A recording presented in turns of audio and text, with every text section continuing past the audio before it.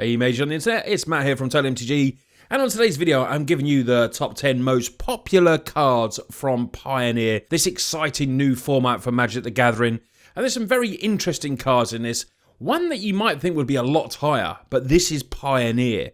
So without further ado, let's get on to the top 10.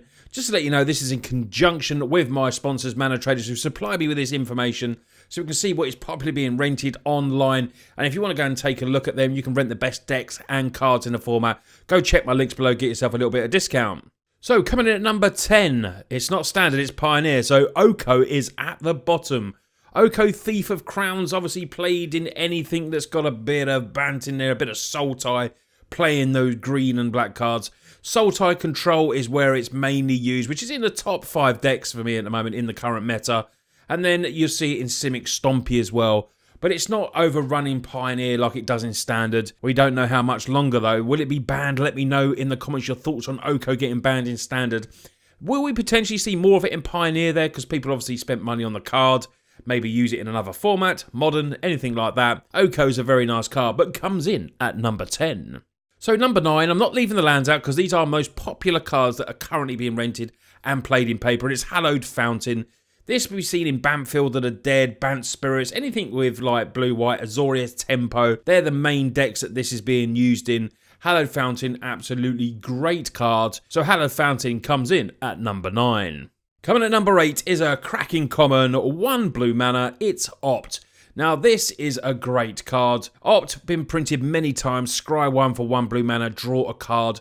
Scry 1 first, really important there. Get to see what's obviously on top of your library. And it's used in every single basic deck that will play blue. Izzet Phoenix, Nexus Reclamation, Soul Tie Control. It will just be played anywhere because it's a great turn 1 play. It's even a great turn 2 play 3, but it's just a cracking card. And it's very, you know, for a common in there as number 8, Opt, very highly rented and very, very highly played. Number 7 is one of the cards that is, you know, basically used in nearly, so many decks. It's Fabled Passage. We don't have fetch lands in Pioneer, so any decks that are running, more than single colours, so it's not going to be, potentially could be using, decks like Mono Red Aggro, Mono Black Vampires, Weenies, just to thin out that deck, get that extra little percentage. But basically, if you've got them, you're probably going to be playing them in Pioneer, putting them in Izzet Phoenix, all your top decks. This, I'm surprised this isn't a little bit higher for me, but does come in at number 7. Very nice card, Fabled Passage, and the price has obviously probably gone up a fair bit because of Pioneer as well. It's good. We haven't got fetch lands, but we've got Fabled Passage. Now, coming in at number 6 is basically a sideboard card, but it's used in so many of the top decks. It's Mystical Dispute. This is a 3 mana blue instant. This spell costs 2 less to cast if it targets a blue spell. Counter target spell unless they pay 3. So potentially it's a 1 mana spell for Oko. Any good cards. Obviously Crackling Jake's using Izzet Phoenix, things in ice. When you're looking at the top decks, there's so many good blue cards. And I really, I was a bit surprised by this, but it's just target blue spell. So it can do any blue spell. Nexus, it can do anything it wants. It's such a cool card. Very underrated in my opinion, but I can see as it's, so highly rated in Pioneer, I obviously just completely missed it. Nexus Reclamation obviously plays it itself as well, but it's basically a sideboard card because it is stipulated by the blue spell, but with so much blue in this format, you could probably run 1 or 2 in the main and get away with it, but 4 of, 3 of in many of the sideboards and any deck playing blue. Coming at number 5, we have our next highest land, and it's Breeding Pool. Of course it's going to be Breeding Pool because it played Nexus Reclamation, Soul Tie Control, the top, they're 2 of the top 3 decks in Pioneer at the moment. Simic Stompy, Banfield of the Dead, Bant Spirits. There's so many cards that Breeding Pool will go into. If you've got your Breeding Pools, you're all set for Pioneer if you want to play a top tier deck. Down to the top 4 now, and there's not a single blue card in the top 4 in Pioneer, which is very interesting. But it's probably one of the best removal spells ever. It's Fatal Push. You're playing black, you want early removal, you're going to be playing Fatal Push. Mono Black Zombies obviously a great deck for this. Soul Tie Control if you're looking at some real top decks. But it is such a versatile card. Gets rid of those early creatures. And it's, you know, maybe not so effective because we haven't got fetches, but we've got Fabled Passages and anything else that could leave the battlefield, which then you can get the stipulation of doing the 4 or less. It's a great card. Always one of my favourite removal spells, and comes in at number 4. Coming at number 3, and I'm pretty sure this is because a lot of people play Hardened Scales in Pioneer, is Once Upon a Time. This 2-mana green instant, if the spell was the first spell you cast this game, you may cast it for about, you cast it for 0. That is mental. Look at the top 5 cards of your library, reveal a creature or land card, put it in your hand, put the rest on the bottom of your library. A cantripy spell in green, and of course it's going to be in the top 3 because green, when they do these sort of spells, they're very overpowered. They're very good. They're very strong. Once Upon a Time, obviously so many people are playing that Hardened Scales deck because it is really, really good. It's a definite top tier deck in Pioneer for me.